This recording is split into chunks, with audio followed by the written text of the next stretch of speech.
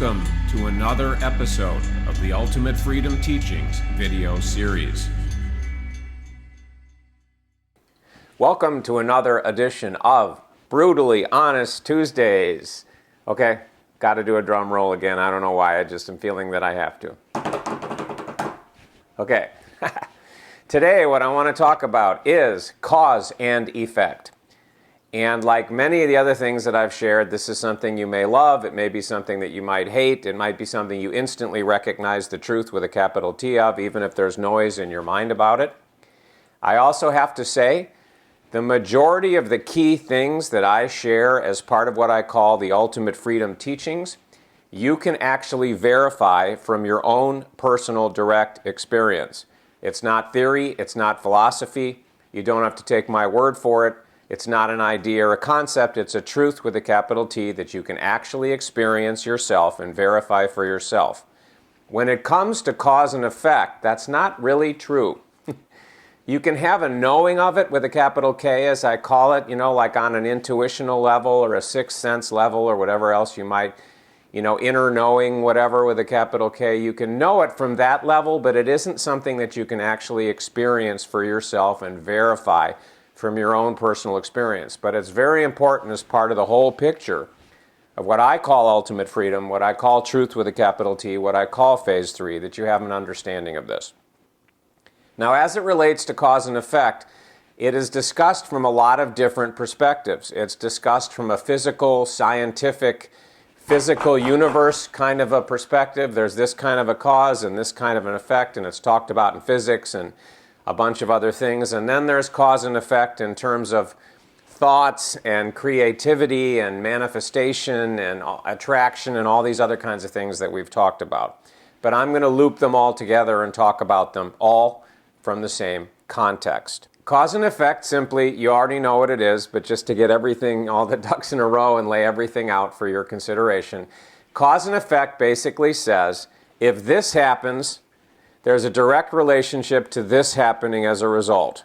This, whatever it is that appears in your life somehow, if this cause appears, then it will lead to this effect. And in some cases, it's called a law, whether it's a scientific or a metaphysical kind of a law. But this has power to create this. And anytime this appears, this results. There's a relationship between the two. And what I would like to suggest to you is, like so many other things I've shared with you, is the truth with a capital T through my biased eyes. You obviously always have the opportunity to do with it what you will, is that there is cause and effect. It's a yes and no thing. There's a cause and effect that does in fact exist, but the big question is, where is the cause? Is the cause here in the physical universe, in the world that we can see? Is the cause here, which I've talked about in other videos, in our thoughts, in our imagination, in our creativity, in our whatever you want to call it? Is it in the world, so to speak, in the physical? Is it related to this Robert, this body, you, whatever it is? Or is the real cause somewhere else? And what I would invite you to consider is, with everything, even the things that are parts of the laws of physics and cause and effect in the physical world, every aspect of it, I would invite you to consider, at least for now, until you get that knowing with a capital K that I talked about before, that the cause is always behind the scenes. The cause is always with what you might call the creator. What I call true creative essence, you may know that. What I used to call consciousness, expanded self. There are a lot of other labels for who you really are, but we'll use true creative essence. So the cause is always true creative essence, and the effect is always what true creative essence wanted to create. To me, more accurate language is shape itself into, but the language doesn't really matter and it doesn't really do justice as it relates to truth with a capital T. So anytime the cause appears to be you, anytime the cause appears to be in the physical world, it's an illusion. It's what I call a lie, an illusion, and a story. And it doesn't matter how much evidence there is to the effect that it's there and this causes this was the cause of this. It's not true. The cause is always true creative essence, consciousness, expanded self, God, whatever, source, whatever creator you want to call it. That's always the cause. And then the effect is always what consciousness, true creative essence, creator, source, God, whatever, wanted to create.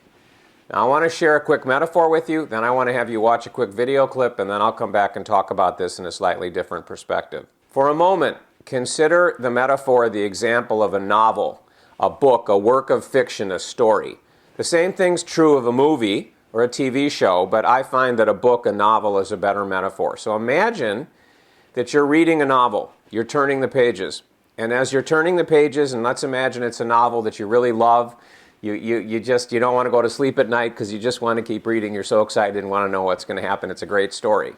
So you're reading this story, and as the story is unfolding in your imagination, you could say, as you're reading, there appears to be cause and effect in the story. People say things, people do things, things happen, somebody does this, and it leads to this in the story as you're turning the pages. And it appears as if cause and effect is in the physical world, if you will, of the story. It's in an individual doing this and leading to this, an individual experiencing this law of physics or whatever, and this happening. It appears that way, but as you're turning the pages of the novel, what's the truth? The truth is all of the cause and all of the effect is the author. It's the author's consciousness, it's the author's essence, it's the author's imagination, creativity, whatever you want to call it, the words don't matter, that shaped itself into the illusion of cause and effect. No matter what it is in the story. I'm fond of using the example of the Harry Potter books because they're so popular and most people know about them or they've seen a movie or whatever. If you're turning the pages of a Harry Potter book and there appears to be magic, a wizard turns their wand, says a spell, and something happens. Magic's the cause, something happens is the effect. It appears like the magic was the cause, whatever happened was the effect, but all of it was the author expressing itself. There was no cause and effect in the story. There was no cause and effect in the wand or the spell. All the power, all the cause, all the effect, everything comes from the author shaping itself into the cause, shaping itself into the effect. And my bias, my experience, my knowing, experience with a capital E, knowing with a capital K is, it's the same exact thing with us. Except our stories that we call our lives are different, and they're what I call total immersion stories, and it all goes much more deeper into this, which I go into great detail on at the idea concept level first, the experiential level in the Ultimate Freedom Experience, the Ultimate Freedom Teachings. So having said that, I now would like you to watch a quick video clip, and then I want to come back and add a little piece to this after you've watched the clip.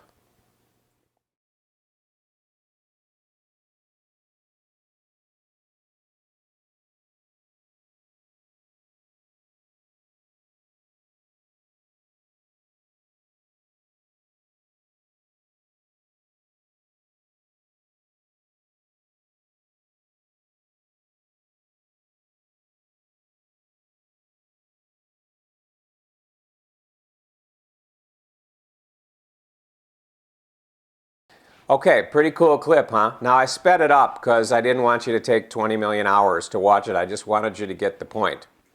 So you followed the camera as it went inside the hand of a person and went all the way down to the bottom, which if you're aware of the Phase 2 Busting Loose teachings, that's called the field in quantum physics and in physics. You go all the way down to the end.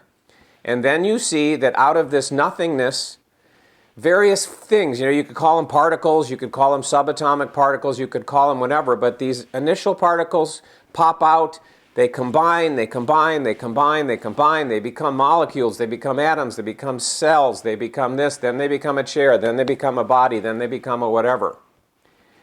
And so from the journey, from the nothingness to the physical manifestation of whatever else it is, something, some intelligence, and again, people could argue with me about this, and you're welcome to if you want to. I'm offering this for your consideration. My bias is, and my experience with a capital E, my knowing with a capital K is, what I'm about to say is true. There's this nothingness, and then there's all this raw material, if you will, at the subatomic and then physical level that combines in a certain way to create unique things.